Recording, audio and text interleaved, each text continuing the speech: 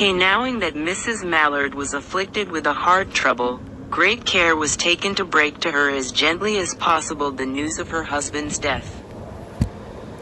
It was her sister Josephine who told her, in broken sentences, veiled hints that revealed in half-concealing. Her husband's friend Richards was there, too, near her. It was he who had been in the newspaper office when intelligence of the railroad disaster was received, with Brentley Mallard's name leading the list of killed. He had only taken the time to assure himself of its truth by a second telegram, and had hastened to forestall any less careful, less tender friend in bearing the sad message. She did not hear the story as many women have heard the same, with a paralyzed inability to accept its significance. She wept at once, with sudden, wild abandonment, in her sister's arms. When the storm of grief had spent itself, she went away to her room alone. She would have no one follow her. There stood, facing the open window, a comfortable, roomy armchair.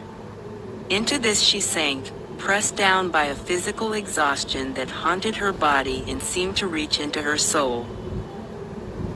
She could see in the open square before her house the tops of trees that were all aquiver with the new spring life. The delicious breath of rain was in the air. In the street below, a peddler was crying his wares. The notes of a distant song which someone was singing reached her faintly, and countless sparrows were twittering in the eaves. There were patches of blue sky showing here and there through the clouds that had met and piled one above the other in the west facing her window.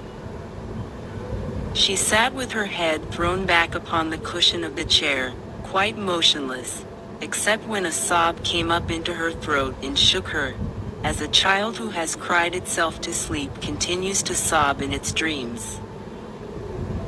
She was young, with a fair, calm face, whose lines bespoke repression and even a certain strength.